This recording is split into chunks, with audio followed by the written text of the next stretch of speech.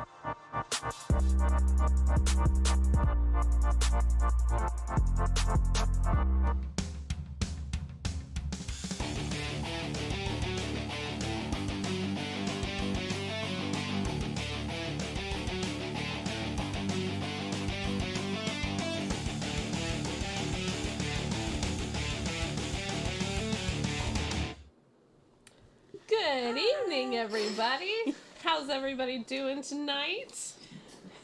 I'm ready to be terrified. Oh, yeah, when are we going to do that? I don't know. When are we doing it? Sometime this weekend. We're going to go see Evil Dead Rise. Rise. Just Rise. Rise. Evil Dead Rise. Who's gonna be the volunteer pillow that I just squeezed the whole time? Yeah, it's going to be me. It's going to be me. I'm so excited. I love every single Evil Dead movie. I'm absolutely obsessed with, and the TV show. I love it. And the one that came out 2013? 2013, yeah. It's 2013. It's one of the scariest movies I've ever seen. Like, it's so good and it's so gratuitous, which is what I love about the Evil Dead. So I've never seen an Evil Dead movie or anything in the Evil Dead franchise. Oh, wow. When I saw the 2013 version and saw the studio behind it, you know, still his baby, still got his hands in there, and I was like, okay, I'll give this a chance. Ooh, boy. We just jumped right into, like, everything. Yeah. So, I mean, I talked about the trailer on the show, and I repeat, this is not okay. This absolutely is not okay. But yes, this weekend, and I have heard from a good friend of mine, who's actually a bit of a movie snob. I'm going to go ahead and just say that right now. You know who you are. It's the best horror movie this year. Ooh. That's a tall claim. It's a strong statement from this particular person as well. So. I mean, it's April. If you mean this year so far, I guess. Yeah. But I'm trying to think if I've seen any new horror movies this year. I mean, I wouldn't consider, like, we saw... Nope was really good. I saw Smile. Nope was last year. Smile, I think, was this year, though, right? Or was that last year? Okay. Well. Then, Yeah, that movie was unsettling, and I felt the need to just, like, immediately U-turn into a PG movie, like, afterwards. Smile made me actually scream, which most horror movies cannot do. Nope was Suspense. unsettling. Mm-hmm. Yeah. I did scream want, like, I try not to scream in theaters Yeah. when it's a horror movie. Well, I don't want to be the only one that screams, and, like, I also try to keep, you know, there's people around us. But the flashback about the shoe,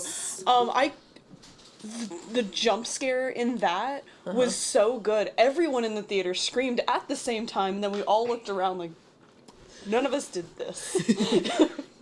Kat made fun of Jason and I because when the aliens go like this. Oh yeah. Both Jason and I just we're absolutely terrified. I'm with OJ's reaction. I would have been swinging. Oh yeah. I'm low tech human, but I'm still we going. When that happened, I was like pushing back into my seat because I knew that if something jumped, I didn't want to actually jump out of my chair. Yeah. So being someone that did watch the 2013, did you think it was too gratuitous? No. Okay, thank you. Good. I've heard that argument, and I rally against it. It would take so much for me to argue that an Evil Dead movie was too gratuitous. They've always been like that. The first one, they just poked Bruce Campbell with sticks. Yeah. Constantly. There is a moment where one of the actors was in danger that I don't like. Not surprising. Of drowning, actually. Literally blood gushing. Or something. A bodily fluid gushing into somebody's mouth. But still, no, I thought it was fantastic. Well, it's out, and we need to go see it. So I'm not sure when that's going to be accomplished, but I need to go see it. It's gonna happen. Anyway, but we have other plans for Saturday. So. Yeah. And you have plans for Saturday. Yeah, that's what I'm saying. No, you have other plans for Saturday. Yeah, I'm going to the Scarborough Renaissance Festival. There we go. In Waxahachie, Texas. Mm-hmm. Nice folk. Gonna put my Trevor costume on. Nice. Nice. Yeah. See how it fits after a little bit of. I'm proud to report. I'm bulking up. I've actually lost a little bit of weight. Oh, okay. nice. So you're cutting. Yeah. Okay. Oh, I'm doing something horrible at the gym. The shredding program they have, which I was like, intermediate to advanced. Sure, I can handle that. Kill me. Mm-hmm. Did you make a horrible mistake? And now I'm like, my sheer stubbornness will not allow me. It's a 6-week program. I've completed 1 week, made every workout. So Nice. Yay! You just got 5 more to go. It hurts so bad. I will say I went to Ren Fair 2 weeks ago. 2 weekends ago, and I don't think I've posted it on Instagram. I'm going to. She got outed by somebody else. I was like, that bitch went to fucking Ren Fair without us. I panicked the night before, and I altered my Kenway costume to be like a little leather corset, and I had like a little off the shoulder thing with a blue skirt and like this red sash. And I'm walking around and I'm feeling myself, and then Robert comes up to me and goes, "You look like Prince Eric from The Little Mermaid." And he was absolutely right. He was 100% right. And I looked down, I was like, oh. No, I like Prince. He's hot. Yeah, I'll go with it. He's hot. Yeah, my hair is like the right length for kind of Trevor right now. To do that, yeah. The middle part. And carry around my whip, and hopefully somebody asks me, "You know how to use that thing?" There's a whipping duo. Oh yeah, you should go talk to them. Don wanted me go. Yes, I love and them. his daughter Anastasia. Yes, she was amazing. She was also really cute. Oh yeah, that is the one show that every year I go see because they're hilarious. They are. I love their chemistry as like a duo, and then they started incorporating Anastasia, and I'm like, I love it. Everything is great. Absolutely iconic. Anyways, I definitely want to see that show then. It's so funny. It's on it's near Heather's booth. Because I'm pretty handy, but I know they do it quite more often than I do. So I would love to pick their brain. Yeah, you got to see it. It's amazing. I mean, Hannah's seen me do my thing. Anyways. Yeah. Yeah, we're doing this show here. We are? We're going to actually do the show. We are? And the show that we're going to do is going to start off with some super cool nerd news.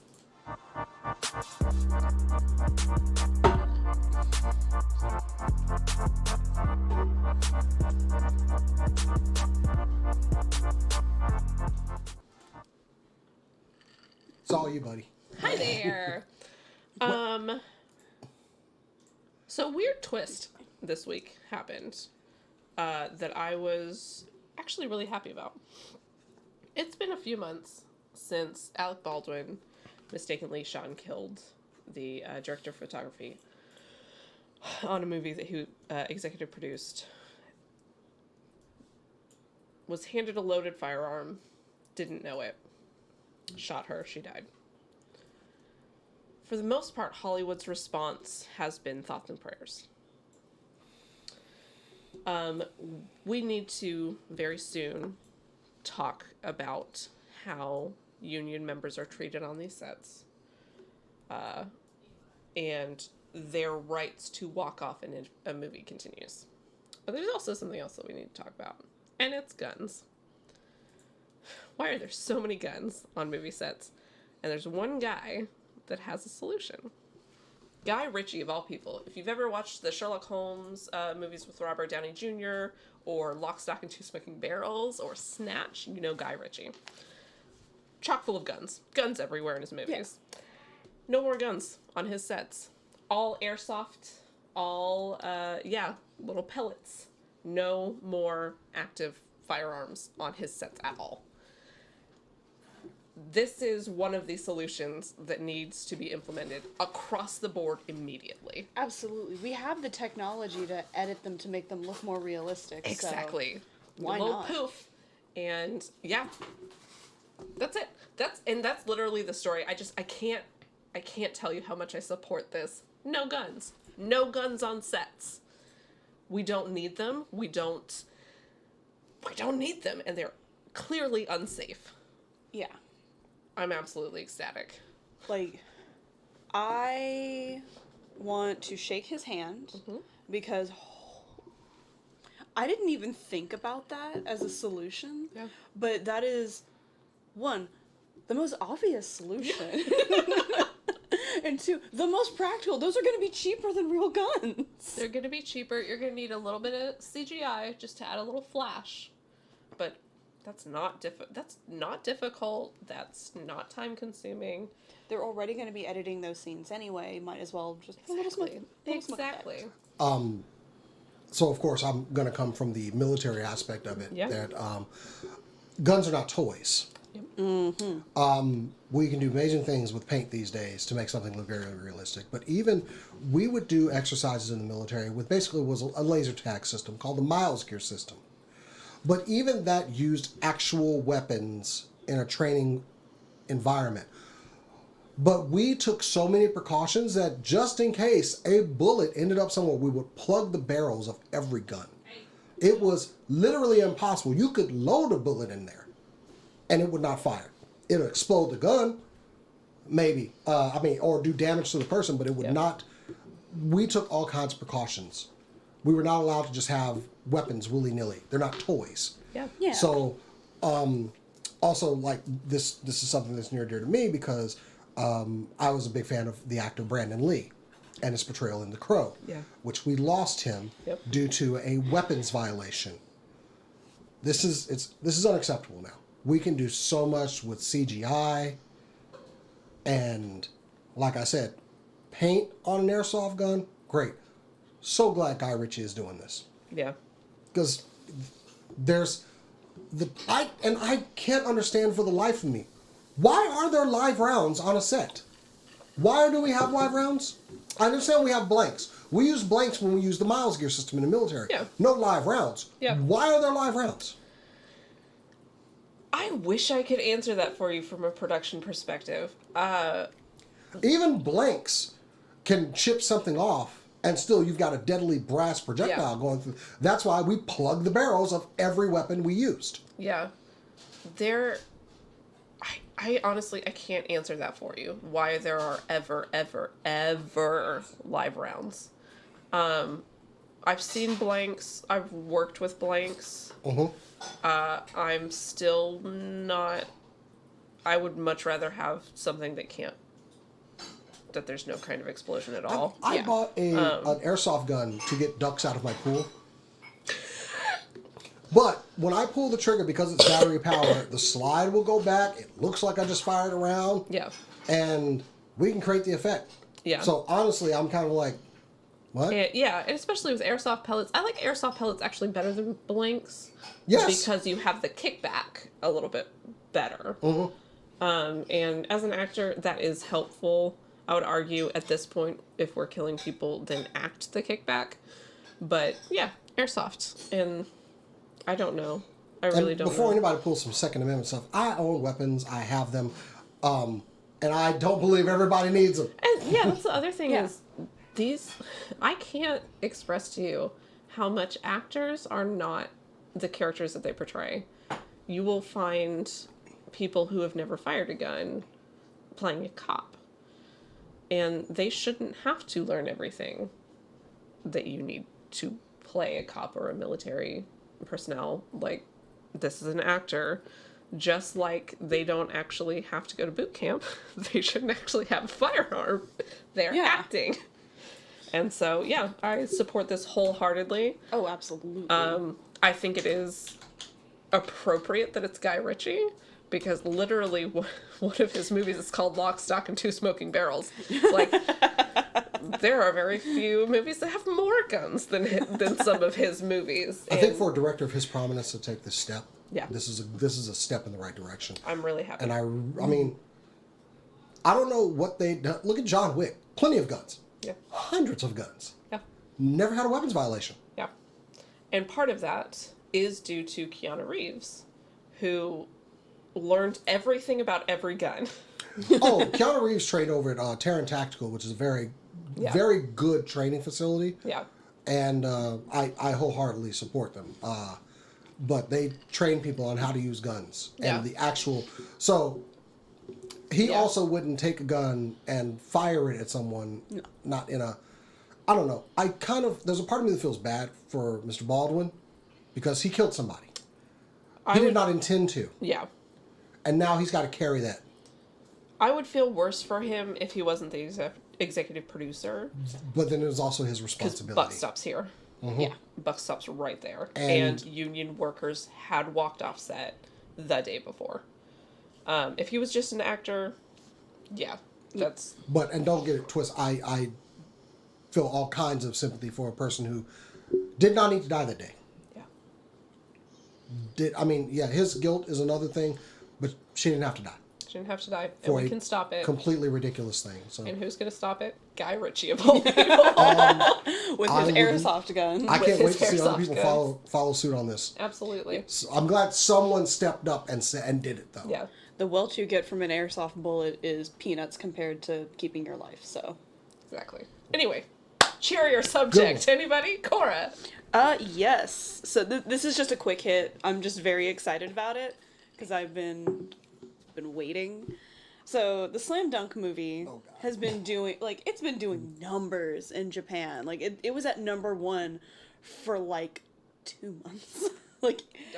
like it was beating out Demon Slayer for a little bit, which is incredible considering everything. But Cinemark saw that and said the American audiences need to see that. So, in conjunction with Cinemark, they're going to be bringing it over to the U.S. for some amount of time in 2023. We don't have the dates just yet, but I'm pretty sure we're going to have those dates pretty soon. I really hope so. I'm very excited. Cinemark was like, we want some of that money. Speaking of shouting out to unlikely people, Cinemark. Yeah.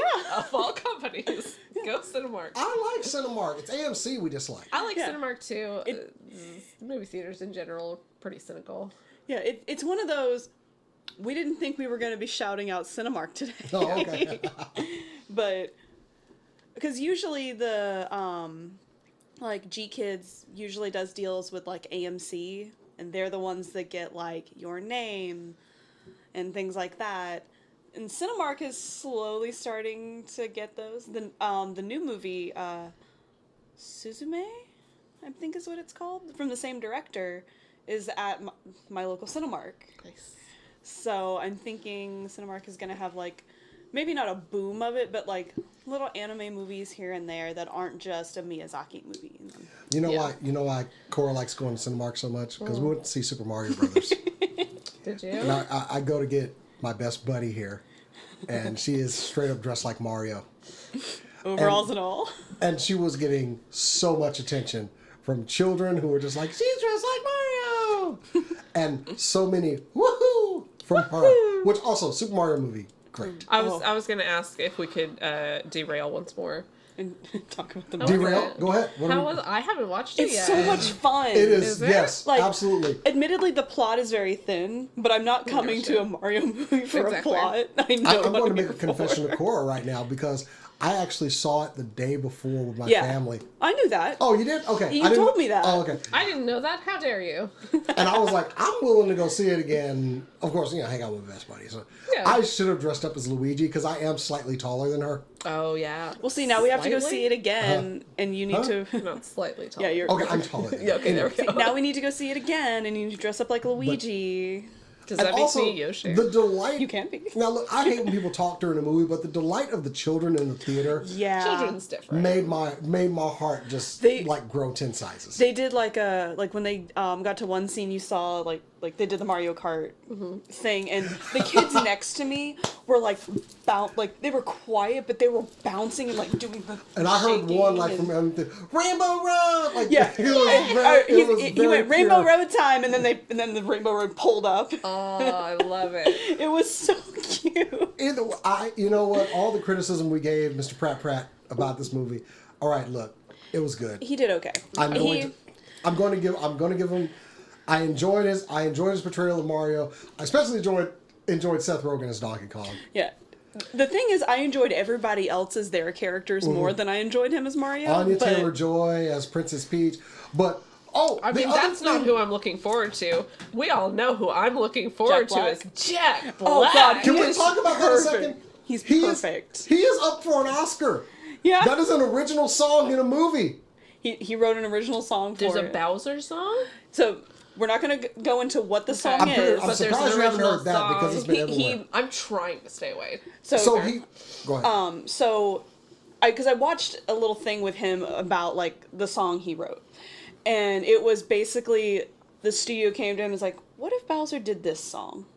And they, detailed what they were thinking about. And he's like, I don't know. And then they, gave him what they had. And he went, okay, I'll do it, but if I can do it this way instead. And he gave them a different song. And they just went, this is exactly what we wanted.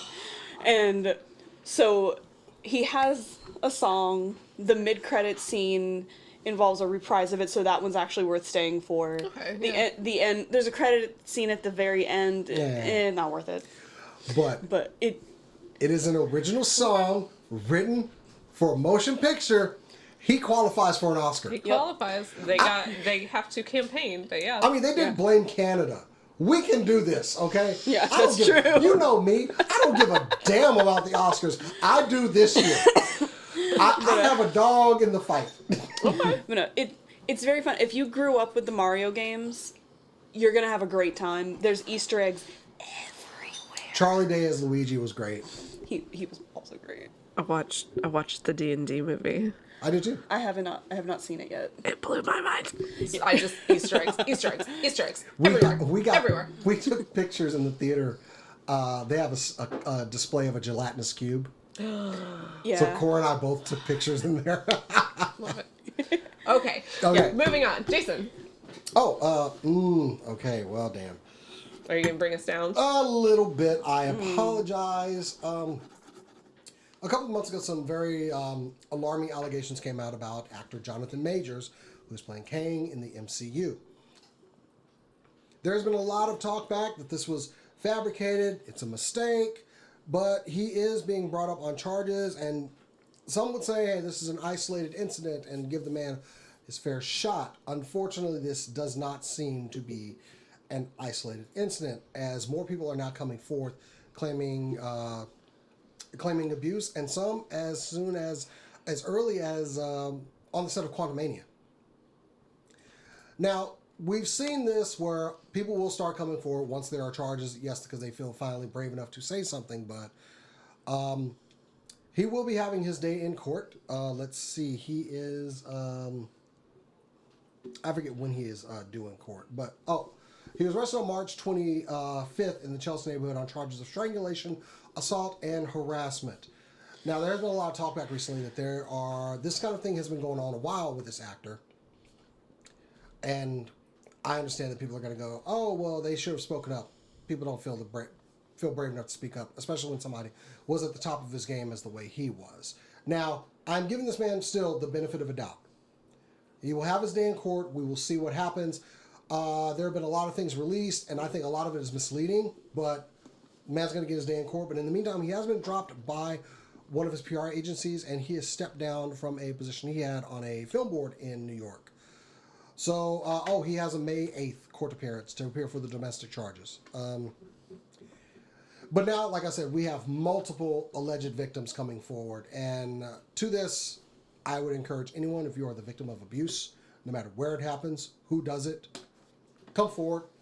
It takes an extreme amount of bravery to do so, but I hope that others will, because this way I don't waste my time liking someone and hoping for the best for them when they turn out to be a shitty person. Now, I would also like to draw parallels to the situation with Ezra Miller. Whereas it appears that Ezra continues to be in his position, whereas the backlash against Jonathan Majors was pretty much overnight. Fairness across the board is all I'm going to say. I understand that DC is probably just waiting until Flashpoint is over and then Ezra is out the door Probably. on his red shiny ass. There. But I am still going to give Jonathan Majors the benefit of doubt because I am a fan of his. And if it turns out to be true, I absolutely will not be a fan of his. Yep.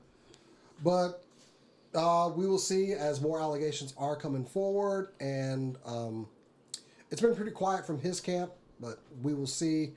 Of course, Marvel has devoted a lot of time, resources, and money into him being Marvel's next big bad, to which I just say recast him.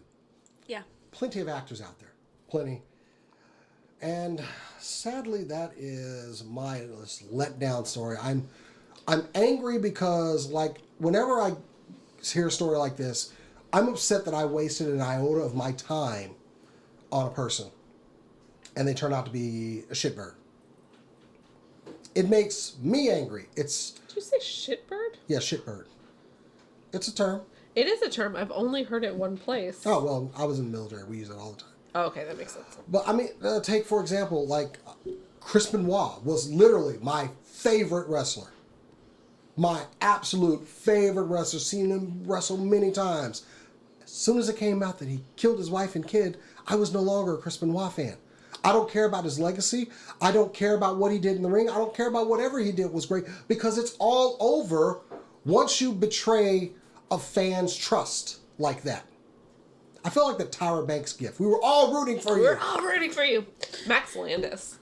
Max Landis was one of my favorite writers. And him. But all this worry about as far as like the role he's in, recast him. Plenty of people out there. And you want to talk about a young, upcoming black man actor? There are so many to choose from. Yeah. There are so many amazing black men to choose from. So many. And I'm just saying, Marvel. You're just saying. I'm available. If you want somebody that can that can kick Paul Rudd's ass, Jason. Jason can kick Paul Rudd's ass. Several people. Exactly. I wanted to just sing Creator Clash. I wish we were a bigger YouTube channel. Marisha, though. She went the distance. She would be the only person I wouldn't want to beat up in Creator Clash. I can't upset Matt Mercer. No. Speaking of which, sorry. Oh, God. Off rails. Anyway, I'm done with mine. I'm done with Sorry, mine. off rails. Matt Rolling Mercer. back to you. Matt Nope. Mercer doing a Dimension 20 campaign. It got announced today what it is. Oh, yeah. It's a prequel. Fucking Crown of Candy. One of my favorite Dimension 20 seasons. It's Game of Thrones, but set in a world of food. Love that, actually. The world of This food. person's a cheese. This person is licorice. I like the cast list. The cast is amazing. My girl is in it. Your girl. Abria? Huh? Abria? 2 of my girls are in it. Who's Abria? Isn't she in that? Erica? I don't think. I thought she was. Hold on. Or wait, no. She was in. Angie. Angie's in it. Angie Anjali Bimani. Yes. Yes. Anjali's in it. Anjali, I think it's Zach Oyama, Abria, Lou Wilson, and Brennan Lee Mulligan. Like one of the comments from the chat. Just remember us when you hit it big, Jason. Yeah. Is that like a literal crack at like Creator Class? But no. Oh, yeah. Oh, real quick. You heard that Matt Mercer is voicing in Erica's the new Zelda game, yeah? Ganondorf? Yeah. I heard the trailer and I was like, that's Mercer. And then right after we watched the trailer... We done knew who it was. And then, like, right after we had watched the trailer is when Matt Mercer officially tweeted it. Yeah. And then we were just like... Yeah. I will... Oh. Yes, I apologize, Christian. I always have Erica Ishii on the mind. Who doesn't? I mean... She's just so spunky. Fight me for her. She's amazing. Hey, speaking of downers, Victoria Alonso was fired from Marvel, was it like a month ago? A little over a month ago. Apparently, she was kind of a terrible person to VFX artists. But now her attorney came back and said that she was silenced by Disney, and Disney... excuse me, forced her to remove a queer character from Quantumania. Seems like pretty par for the course, if I'm being honest, for Disney. Yep. And then Disney came back and said that she... How was it? Oh, her lawyer said that she was terminated when she refused to do something she believed was reprehensible. Disney spokesperson said it's unfortunate that Victoria is sharing a narrative that leaves out several key factors concerning her departure, including an indisputable breach of contract and a direct violation of company policy. They are referring to a movie that she did for Amazon, which her lawyer said that she got permission to do. This is the last time I'm going to talk about Victoria Alonso. Because we just don't know. We don't know what happened. We don't know. I might have made a mistake the first time talking about her. This is some fucking bullshit Disney drama that I'm just not going to get into anymore. But I wanted to give you a follow-up to my earlier little thing. I'm done talking about her. We don't know what happened. And my guess is that we're going to hear from her lawyers and Disney's lawyers and her lawyers and Disney's lawyers and all this kind of stuff. They may have reached a settlement. I wonder how Chatters is just going off on Vicky. I'd like to read Go for it. Painting made by a 4-year-old. Like they used dying mud to paint a pre-drawn face. What? Like they used drying mud to paint a pre-drawn face. Yes! Okay. And this is the portion of the show that we call Drag Their Ass. Drag somebody who might deserve it. We'll find out. That's the last time I'm going to talk about her. Cora. Right, do you have something better?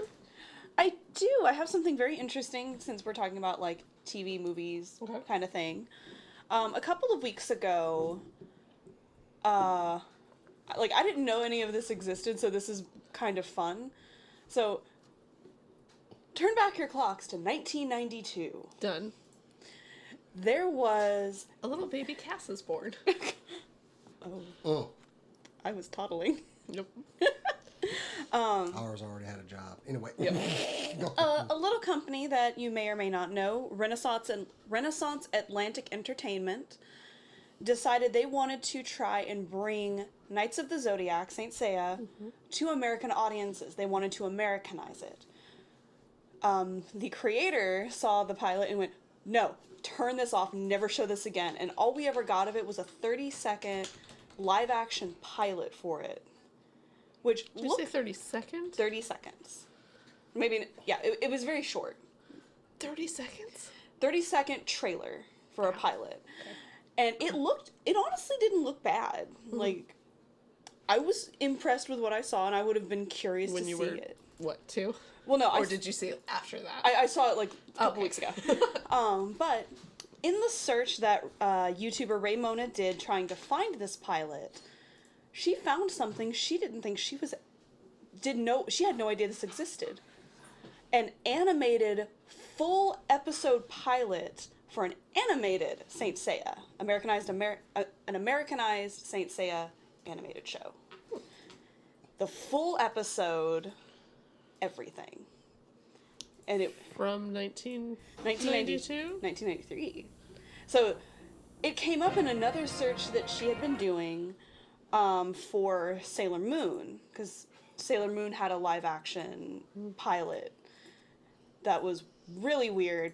It was a live action animated mix kind of thing, and I see what they were going for, and it's just weird. But in her search for that, she had also seen something in the Library of Congress when she was searching called Guardians of the Cosmos. Guardians of the Cosmos. She's like, that sounds Sailor Moonish, and clicked it as a thing to get. And when she got it, no, this is Saint Seiya. Oh. And it wasn't bad. Like, it was definitely rough because it's a pilot. But it wasn't bad. It was comparable to stuff you would have seen in that time. It was animated by the company that did the Teenage Mutant Ninja Turtles cartoon in the 90s. Used some of their voice actors, so they had, like, talent working on this, and it looked good, and we have no idea why it didn't go forward. Everyone that worked on this is like, that was too long ago, and I'm old now. Yeah. Don't remember. We don't, like, there's not even, like, there's not even a credits for the actors. We just recognize, like, I know their voice. I recognize Jim Cummings, and that's it. Because his voice is very hard to not notice. Yep. But it was very interesting, and something that she had put forth in her research, because she has a whole, like, 3-hour documentary about her search for both the live-action pilot and this. And she puts forth, what would our view of anime be like if they had been able to make these pilots? Because these weren't the only animes that this company was trying to bring over in an Americanized form. We know from we know from photos of the studio and from testimonials that the owner would have toys, whether he made them himself or, like, rejects or products from Japan, of stuff he was working on, trying to bring over. And we've seen, like, Dragon Ball Z in the background. So there's possibly a live action or reanimated Dragon Ball Z somewhere in the vault. Things like that.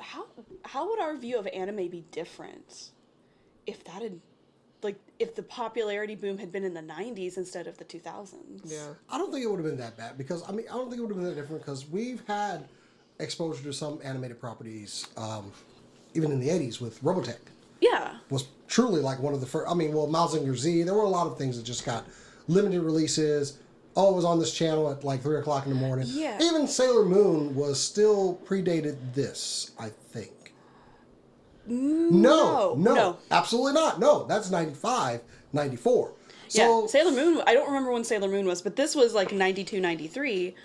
And this isn't catching on a random thing. They wanted it on, like, Kids WB kind of thing, like they had. Well, I don't remember if Teenage Mutant Ninja Turtles was on that. I absolutely do. But they wanted it on those channels where they would have been seen by the mainstream. And really, I'm going to be honest, this show probably would have maybe not been the most popular, but it would have done numbers. The good news is you can watch it in its entirety on YouTube, searching for Guardians of the Cosmos. I actually was downloading the video, and I was going to try to run it. I actually got the full, but I couldn't get just the title sequence. I had to get the full episode. Oh, no, the title sequence she has separate. I can't download it, though. Oh, gotcha. Yeah. But, yeah, wow, lame. It's on Raymona. Not legally quickly, so there. I said it. It's on Raymona's YouTube channel. She has both the opening and she has the full episode. It's really good. It's honestly good, and I'm very picky about my Saint Seiya. I'm still nervous about the movie, but it looks really good. She also put in some insight on why Saint Seiya wasn't popular over here, even though it met all the criteria to be popular. And that was they brought it over too late, and they let Deke dub it first, and then ADV dubbed it a second time, and neither studio finished it. Both studios chopped it up to hell and back. And Netflix was the only one that gave it to us in its entirety, and then they took it off. It's not the first or the last time that Netflix can do that. But it's very interesting. I highly recommend that documentary. It doesn't feel like it's long, honestly, and it's just a very fascinating watch. Yeah, maybe take a break from watching documentaries about cults. Yeah. Or serial killers. Watch this instead. Yeah, it's in 2 parts. So you watch the first part, you go get a little snicky snack, and then you come back and watch the next one. And then at the end of the second part, she just goes ahead and puts the episode in there too.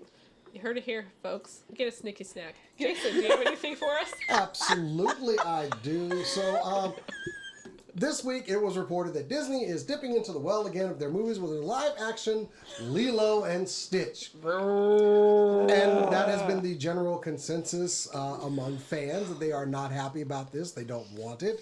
No one wants it, but I would like to point out there was a bit of wrong reporting this week by a couple of websites stating that based off of a casting sheet, the popular role of Cobra Bubbles, voiced by Ving Rhames, was going to be replaced by a female actress. I actually lost the...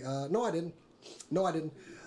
The sheet said that they wanted a Miss Keikoa, 55, a social worker by practice by the book, kind and patient woman who checks in regularly with Nani, whom she can tell is struggling to keep her head above water while taking care of her younger sister. Clearly, this is the role of the social worker, played by Ving Rhames, who is...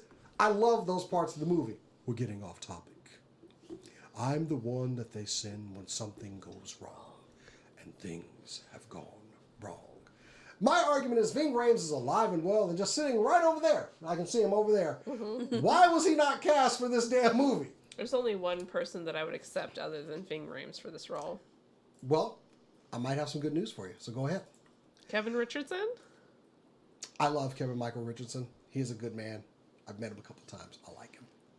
But we do actually have an actor announced for the role.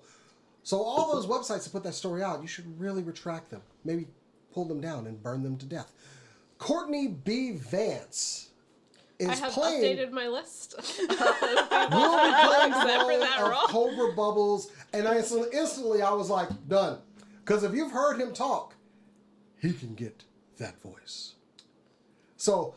while and there's been a lot of argument about the casting for Lilo and Stitch, I will not argue with this casting. Courtney B. Vance is a fine actor. Loved him in The People vs. O.J. Simpson. I actually did. And I loved him in 1992's The Preacher's Wife, the remake of the Bishop's Wife. I actually have a picture of the actor in case you need a refresher of who he was. Look at him right there. And like I said, if you've heard the man talk, I think he's perfect for the role. I think he can pull it off. Oh, yeah. I honestly wanted more Cobra Bubbles in the original Lilo and Stitch, but hey. Still, Ving was right over there. Yeah. He played Marcellus Wallace. He can do the big, scary man. So, I hate that they didn't get him, but I will definitely accept Mr. Vance in this role. And yeah, Cora and I actually got into a conversation more about like some other casting of this movie, and people are upset about, you know. There's definitely what? There's talks of colorism with the actress that they got to play Nani. But the actress is Hawaiian, right? She is Hawaiian. Okay. She was born in Hawaii. Okay. I don't know her heritage. She's Hawaiian and Filipino. She is light skinned. But I honestly don't feel like I'm in a position to even comment. Okay. I can understand everyone's being upset with it because everyone was excited to see an actor that looked like them on stage, or not on stage, but on film, and they're not getting that. But like you, I don't have a place in that. I'm very white. Exactly. But whereas I will make the argument, please stop saying things like that about somebody who's mixed isn't black enough or Japanese enough, because it does devalue that person. Yeah. And it should be noted that they are still happy for her and excited to see her in the role. They just want Hollywood to do better. They want them to stop casting people because they are light-skinned. And sorry, my brain went faster than my mouth. They want variety of people in it and not just what is appeasing to a racist audience.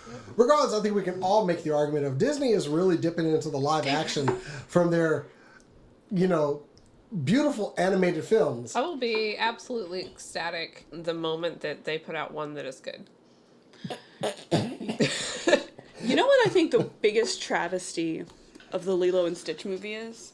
Stitch. That it's gonna be trash. No, Stitch. The 3D model for Stitch legitimately makes me uncomfortable and looks like a stuffed animal that's come to life.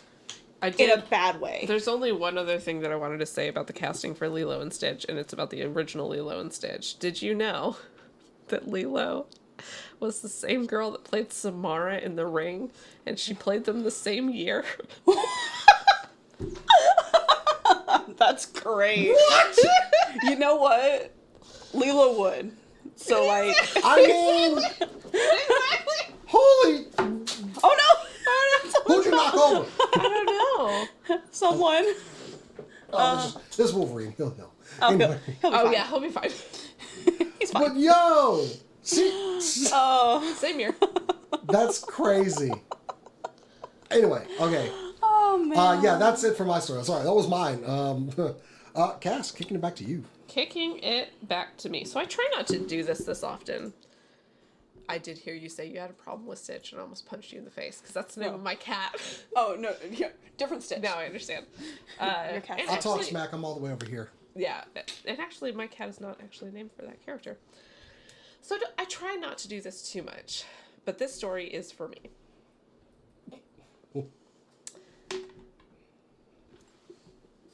The musical that I've known the longest, the musical that I grew up with, closed this week on Broadway.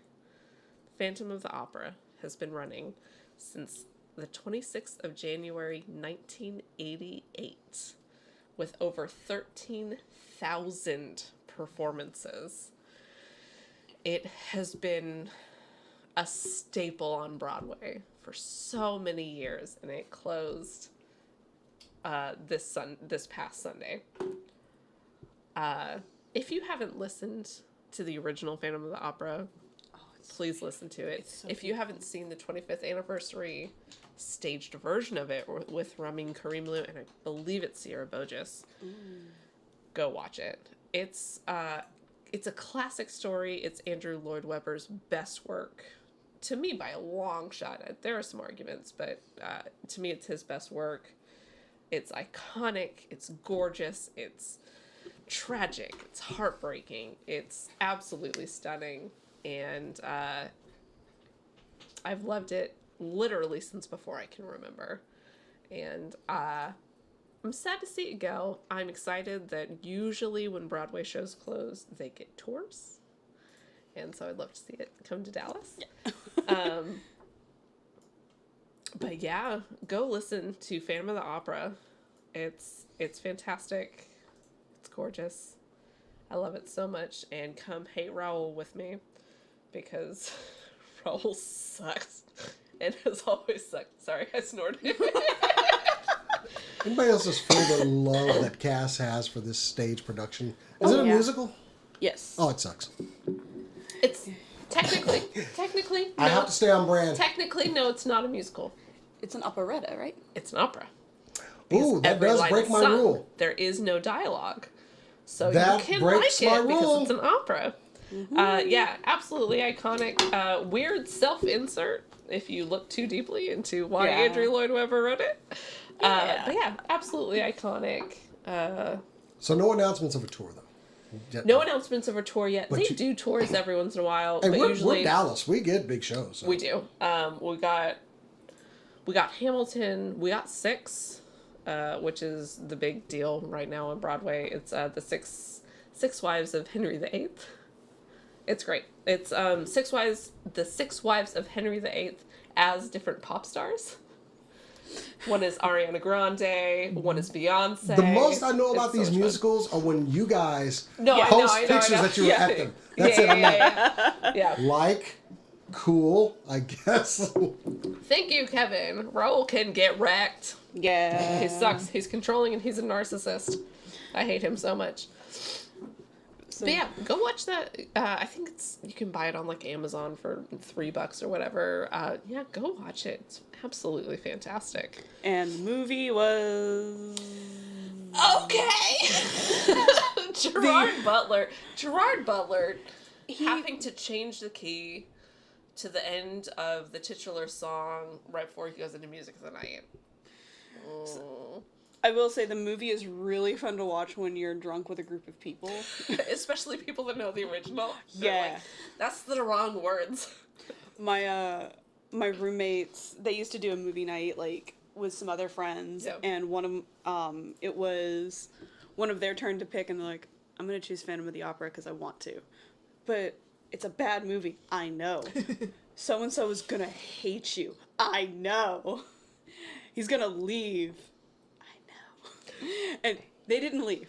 Everyone stayed, and everyone had a great time poking fun at it. But I've never actually seen the actual staged version. That's the only version. I've never seen it live. Played... You've never seen... No, Movie night. We gotta have a movie night. When the movie came out, I got the original soundtrack, though, and I played it until it didn't work anymore. Mm-hmm. Yeah, we had the 2-disc set when I was growing up, and we played it over and over and over and over again. It is the musical to me. It is the first musical that I remember, and I have every word memorized. Mine was Cats. 35 years. That is incredible. 5 years. The longest running Broadway show ever. And they've had the same orchestra, right? I think you mentioned that. Oh, that's the other thing. I forgot. There are people in the pit that have been... Which camera is it? Is it this one? It's main cam, yes.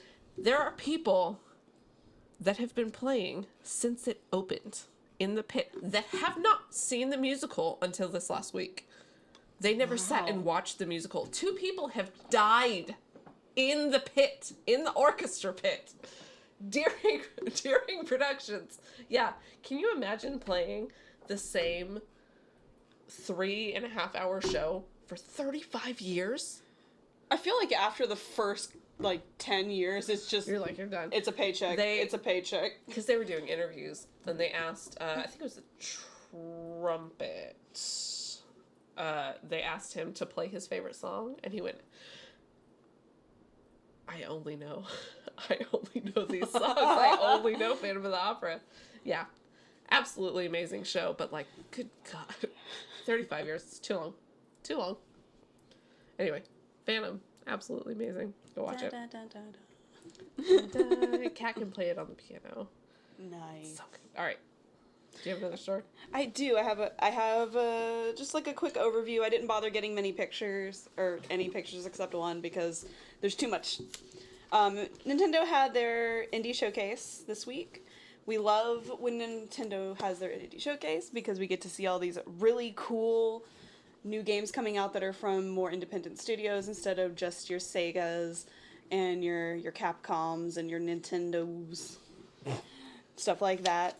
And I just wanted to highlight some of the indie games that looked cool to me, and then also a couple of DLCs that I thought sounded fun for games that are already out there.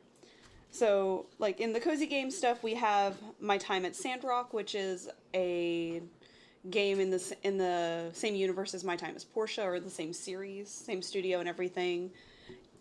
It looks really interesting. You're in more of a desert climate than you were in Portia, so kind of interesting. You have Mineko's Night Market, which you are this little boy or little girl, can't tell, little person. In this village, there used to be a cat god that blessed the fields, and didn't bless all of them at once, would bless them as he went, and villagers got angry about that and jealous, so they got rid of the cat god. But the cat god still lives, and you can go to the night market and sell anything you forage or grow. You can have little cat races. I need to stress that you get to ride a cat like a horse in a little cat race. It looks really cute. In the game too, or just in my imagination? Both. We have, do y'all know the board game Calico? I've heard, familiar. No. No, this game is based off of the board game Calico, and I'd heard of it, but didn't know anything about it. Just curious about y'all. There's one called Quilts and Cats of Calico. And so you're making a little patchwork quilt, and you can pet cats. And so little buttons. Honestly, love it. And it's a multiplayer game where you can play it by yourself, just very chill and fun. And now we're going to get out of chill and fun and go into Rift of the Necrodancer. And I love the Necrodancer series because it's rhythm games, and I'm bad at them, but the music is so good in these games. And it's essentially Guitar Hero, but with, like, different mechanics. Okay, yeah. And cooler songs, and you're fighting monsters as you're playing these cool songs. In addition, if you're tired of doing that, they have mini games that are like a la what's that, like a la Rhythm Heaven, where you're trying to do certain poses and stuff like that. And it's just real fun. If you've never played any of the games from that series, highly recommend it. I played the Zelda one, and it's very addicting. On to DLCs, though. There's two that I kind of wrote down and really liked. The first one we have is A Little to the Left. It's an organization game, and they're going to come out with a DLC with just more like cabinets and like drawers and things for you to organize if that's just something that you like. And then the one that everyone's been excited for, as they should be, Cult of the Lamb. I don't remember what the DLC is called. That's what Kevin just said in the chat, yeah. Yes, the Cult of the Lamb DLC looks really cool. You fight reincarnations of the old gods. There's an endless mode for the roguelike dungeon. Nice. New resources, new buildings. So like basically a whole new game, and it's free. Like, it's a free DLC. You have no reason to not download it. Also, if you haven't played Cult of the Lamb, I highly recommend it. It's very cute, and you get to own a whittled cult of animals. Oh. Never mind the fact that it's to, like, an evil death god. It's fine. Yeah. Was there any news about Silk Song? I didn't think so. I think there may have actually been, like, they mentioned it, but I didn't write it down because it wasn't a lot of info. They keep changing the release date, and I'm very upset about it. There was one that I saw that was interesting. I didn't retain as much because I was trying to do too much at once, but one called Animal Well. And it's another game that, like Stardew Valley, was made by one person. Yeah. But unlike Stardew Valley, it's not a farming game. This is very much like a side-scrolling adventure game that it just looked cool. Just like go look up the trailer. It's very interesting. It's pixel based, and gave me a very the game you really, really like. Hollow Knight. Hollow Knight. Thank you. Gave me a very Hollow Knight vibe, probably because it's side scrolling, but yeah. Who knows? Very good. And also, if you have a Switch and you don't like it anymore, you could download Security Breach too. Apparently Security Breach is coming to Switch. That game looks so big that it looks like it's going to burn my Switch, but I've been told that's not the case. I don't believe that. I've seen that. I've seen people play that game. I've seen the level of graphics in that game. My Switch is sad and scared. If the chat is to be believed, Animal Well is Donkey's production company. Video game Donkey. He's a YouTuber. Yeah, I didn't know he was a YouTuber, actually. Yeah, he might not be YouTube. Honestly, might be Twitch. I don't remember, but he's a streamer. Yeah. He does reviews and stuff. I think they mentioned that in the showcase, but again, I had to split my focus on watching it and doing my day job. You didn't hear me say that. Nah, skip your day job. Yeah, exactly. But day jobs even deleting this footage. Yeah, exactly. But that is not nearly everything they covered in this indie showcase. It's like 30 minutes after the show. You should go check it out if you're interested, because Nintendo is really, that's like the one thing that I've been very excited about with Nintendo and the Switch, is that they've been embracing indie games, giving them a whole showcase, giving them a platform. Yeah, especially with so many other, like E3, so many other conferences going down. I appreciate that Nintendo is still committed to that. Yeah. Even though Nintendo is for virgins. Jason, do you have... There's not a connection between those two words. Jason, do you have... Jason...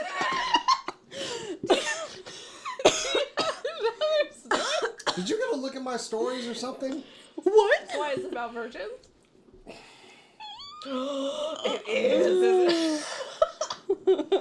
Pokemon card enthusiasts. It is about virgins. Have been upset recently about the pull ratio from the Fusion Strike card packs. And then their fears may have been justified because one of the largest thefts in Pokemon history was prevented. Did Team Rocket finally get Pikachu? Just a week ago. I gotta do this story. So anyway, it was found that a factory worker at the Pokemon Trading, this is released by Pokemon Trading Card Game on their Facebook page, but a thief that worked in the factory almost pulled off what they call the largest heist in Pokemon Trading Game Card history. Meow. Thankfully, it was stopped before the culprit was... Stop laughing at the Pokemon card, people! What is it? The printing company worker attempted to steal a considerable amount of valuable Fusion Strike cards to resell them at local game stores. When he took those cards to a place called Trading Card World, employees were like, something's not right here. He has far too many rare cards, and these are practically new. Yeah. They asked him where he got it, and he apparently, dumbass, confessed to, yeah, I work at the printing company, and I stole them. And they went, great. And they contacted Pokemon Trading Card Company to let them know, hey, one of your workers just brought over, looks like about 75 very rare cards. Yeah. Now, this has been something, and I'm almost doing this as eating crow as well, because I have a couple friends that collect trading cards, and it's been something that they have been complaining about. And they apparently may be justified, because this worker may have been doing this before. Apparently, the store was saying that he's brought in other cards before, so he actually may have been doing this and just tipped his hand too much this one time. I automatically say, if he works in the factory, yes, he absolutely. I'm the judge in this situation. He did it. Put his ass in jail. So, to the Pokemon game community, I would like to issue a sincere apology for things that I may have typed out on chats and on Twitter about the people complaining about these cards. I'm going to switch to the desk and producer cam because I don't know why they're looking at me like this. No, my thing is like, confessing is dumb. What he really should have said is, prepare for trouble and make it double!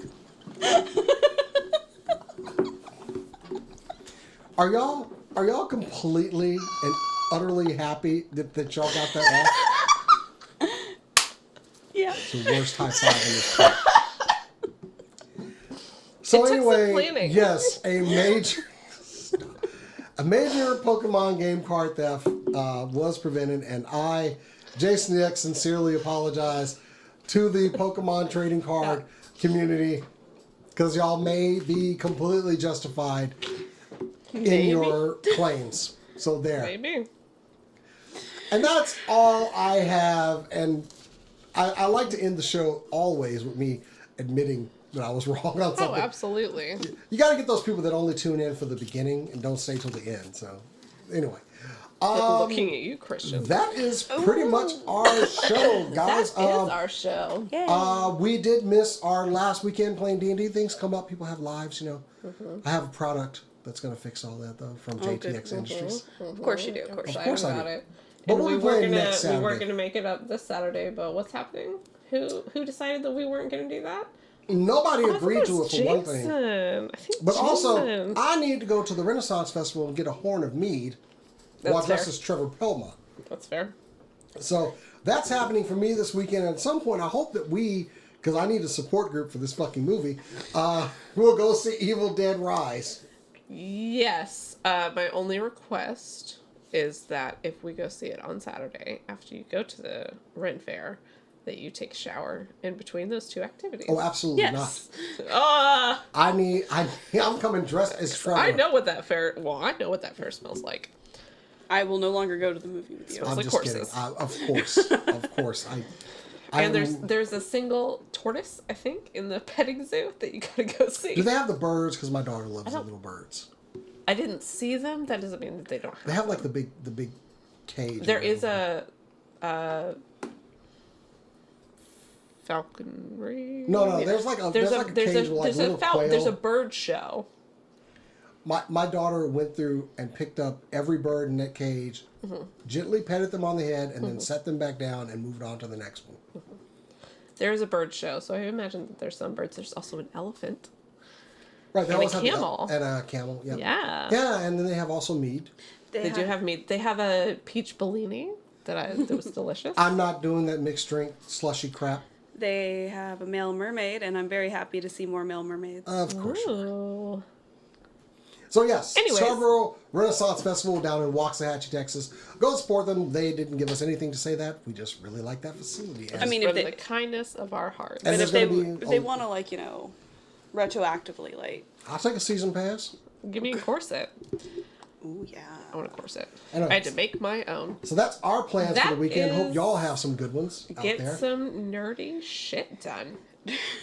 Go see the Super Mario Brothers movie. Go see Yeah. Super Mario Brothers. Go You see should Evil watch Dead that Rises. as your palate cleanser for Evil Dead Rises. I don't need a palate cleanser for Evil Dead Rises. I am psyched to go see that movie. We're gonna walk out of that. You know, I love a horror. I love a horror. It's your jam. We know. It is my jam. It is my absolute jam. Anyways, so that is our show for 420. Blaze it. You can follow us at Twitter, Instagram, TikTok, Facebook, YouTube, all at SCNS Live. You can also go to supercoolnerdshow.com and see pictures. If you want to follow us individually, I'm sorry, guys. It's been a really long week. If you want to follow us individually, you can follow us at... You can follow me at Corodono Art on Instagram and Twitter. The Good Cast, Instagram and Twitter. Jason the X on Instagram and Twitter. You can follow my workout journey. Yeah, you can follow me, apparently looking like Prince Eric at Renaissance Fair a couple of weeks ago that I forgot to post. We love you very much. Thank you for joining us. And as we always say, keep on nerding.